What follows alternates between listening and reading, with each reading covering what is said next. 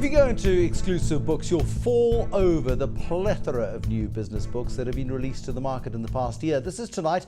I'm Bruce Whitfield, and tonight I thought we'd find out whether or not it's due to the fact that there's lots of money to be made, or if it's just about egos, or do the authors want to cause a paradigm shift? It's an economic term, I don't know what it means either. Joining me in Cape Town, Chris Hart, co-author of Halfway There, and in Johannesburg, Kevin Lings, author of The Missing Piece, and Terry Morris, who is managing director at Pan Macmillan. Chris Hart, let's go to you first in Cape Town. Halfway There, we should be talking to you in Kimberley, not Cape Town.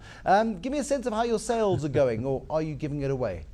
No, we're actually selling the book. We specifically do want to sell it because the proceeds are meant to go to charity. The company's taken the costs of the book, and the sales have actually gone quite well. We've sold more than half that we've printed, and it may be that we have to go for a second print, and that's what we would like to do. I could sell half of the books I printed if I printed two. How many have you printed? 2,500. Okay, so you know, you've sold close to 1,500 copies, which is good going, Chris Hart. Kevin Lings in our Johannesburg studio. Could you pass that one to me, Terry Morris? This is the book that you wrote. You spent any free time writing this particular book. Is this part of the fantasy section in the book, or is it a business book? Because this book, Terry Morris, talks about business and government collaborating. So is it fantasy, or is it serious economics? I'm hoping it's serious economics. It's kind of what I want to really see happen in South Africa, and I think it's offering a kind of way forward for the country, and I think that's what the country's searching for. So I think it does answer that question. How many people are actually reading it? That's a different question. And I think in South Africa, if you literally sell a couple of thousand books, then I think you've actually done quite well. How many have you sold? I'm not sure, but I'm hoping. Is your publisher big or cagey? Yes, I'm hoping that we start to go above sort of 3,000-4,000 would be quite nice. I mean, and one looks at it, so Pan Macmillan, yes, those are your publishers. How many has he sold? We've got 4,000 out in the market. We've sold really well, sitting at about 3. I think Kevin's right. 3,000 books or thereabouts. So, yeah. And released a few months ago, so pretty good going. In South African terms, 5,000 is the bestseller. It's the miracle number everybody wants to read. However, business books are a different market. You'll sell many more thousands of Ken Follett's latest book than you will of this book, which is a tragedy because this is really good and more meaningful, although Ken tells a good tale. But in terms of business books, I think 3,000 is a pretty good number. Certainly in South African business books. South African market is very enamored with these American business books. And again, it's a very wide genre. So within the genre, you have the self-help books, you've got Rich Dad, Poor Dad selling. Get rich quick books sell. Nobody reads them necessarily, but they buy them in the belief that they will read them, or they'll leave them on the bedside table and they'll just absorb this great knowledge. Yes. And not often. No, not often. It doesn't happen. But those are the titles that sell. This is more serious. This is more cerebral. And to get 3,000 is pretty good. The good thing about these kind of business books in South Africa is we can also sell outside of the retail to the business market, which is very open-minded and supportive of them. So that does help and certainly gets it into the hands of the people that you want to. So we're seeing an increase in those kind of sales. I think actually, Bruce, that's a key to trying to promote the book, is, in other words, direct promotion by the author. So it's not just a question of putting it in a book seller and hoping that people pitch up and buy it. I think in South Africa, it's about talking directly to business who may want to read it, and also including education facilities. So universities, I think, is a good place to try and promote business books that are more serious. And you hope, from an author's perspective, that it gets taken up by educational institutions and maybe becomes part of the recommended reading. Have you gone on the book tour of Pretoria and gone from government department to government department? We have given out to various government departments. At this stage, I haven't really had a definitive feedback, but we've tried to circulate the book. So we've targeted government, universities, specific business environments, all really trying to just make people aware of it. There we go. Chris Hart in Cape Town. So Chris Hart, I thought economists understood money. I thought economists understood the driving forces of economies. I thought economists were bright about this thing. This is a labour of love, not a labour of money making, is it? Absolutely. Just to make money out of a book, you need to sell tens of thousands, if not hundreds of thousands, because there isn't a lot of money in this. In fact, to make it possible, you actually need the cost sponsored in some way, and a lot of books for promotional reasons, as Kevin outlined, you actually place. So you're actually trying to get ideas across more than you're actually trying to make money. In fact, making money is not the idea. Myself and Glenn, who wrote the Halfway There, basically have decided to donate every single thing to charity. So it's not about us as such. It's basically, so do we have ideas that is worth reading, and is it accessible? And that's the main thing. Is it readable? Is it enjoyable? And does it make reasonable points? And that's it. But at the same time, it's pointless writing the book. It's all well and good doing it for a good cause, Chris Hart.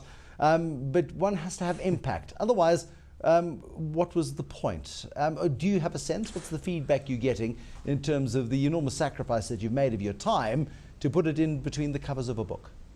We've achieved, fortunately, some of the feedback already is that it's very it's easy to read, and it's aesthetically pleasing, and people who have read it have found it absorbing. And that's basically, you could say, a first step, because if it's not understandable and it's not accessible, you're not really being relevant. And I think the problem with business books is that they can get very, very technical. And we've tried to steer away from that. Obviously, there is some deep analysis in the book.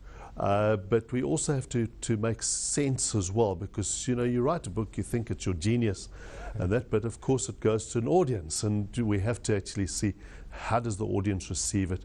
So far so good, but I think we're still waiting for some of the reviewers, for instance, to come back with a proper in-depth review, which I think is also important. How important are those reviews, Terry Morris? I mean, people write these books, they then send them out into the ether, and they either end up on the exclusive book sale at like $20, and I know one author who goes around buying up all the copies, so it doesn't end up on that table. No names, no pactoral here. But it's really important to get the reviews. It's like any theatre show, it's like anything that you require people to part with their money over. Absolutely critical, and it's quite sad actually in South Africa that book review coverage is diminishing, and there's far less space dedicated to that, and which is why we try and get author interviews or other kind of exposure. But interestingly enough, very important in coming up the ranks is reader reviews on Amazon, Goodreads, those kind of platforms. Absolutely, those are almost more valuable, because these are real world, real people reviews, which they're going to love or hate. They may love or hate you. And pushes the book up the rankings in Amazon and Absolutely. Why you spend your life writing reports? I get emails in my inbox from you saying, this number was good, that number was bad, this is tragic, this is serious, this is good, this is bad. How does a book change that dynamic? Because you could achieve as much, surely, in my email inbox as you could in a book. Does the book change the message? It does a bit. So it allows you to kind of stand back from the whole day-to-day discussion around data. So in my role, and a lot of economists in South Africa get immersed in really the immediate information, and you lose that perspective sometimes. In other words, you're worrying about the latest number, how's that move in the market, what's the interpretation of the Fed's minutes, what did they say, what word did they leave out. And all of that is important at the time, and it's important from a financial markets perspective.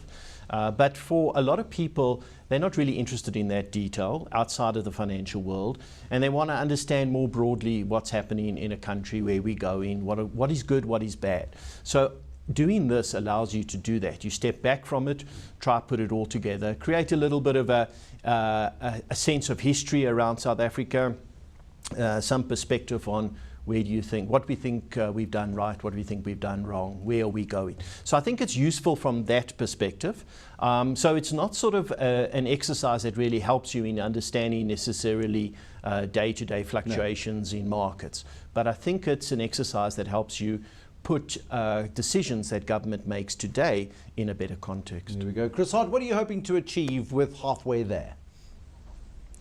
Well, I think the book's titles is I think encapsulate some of the themes, in the sense that we've seen a country, the countries of the BRICS, really achieve an enormous amount over the last 30 years or so, but none of them have actually arrived. We liken it, it's like half time. They could still lose the game, they could win it, they could score own goals, if we use soccer analogy. And there's certain policy mistakes that one can make, and policy policy initiatives that can actually make a positive difference. And we can see that, for instance, the election in India, which we cover to a certain extent, is going to be one of those things that takes away shackles. And part of the lesson of the BRICS is, in fact, there's too many shackles in place, which is why they started off poor in the first place. And these shackles need to be removed, and so that they do make it. To get to the end game, we have to see, further liberalisation, and I think that's the big lessons that we need to learn, and we need to apply to our own country. Chris Hart in Cape Town, thank you very much. Terry Morris, from a publisher's perspective, isn't it soul-destroying to publish books where you've got somebody like Ken Follett, whose latest book in his million-word trilogy is out at the moment, and he's written 1 million words in 7 years. The guy's dedicated and committed, and possibly certifiable, but a good storyteller. And you're selling tens of thousands of those, and then you get 3,000 business books being sold.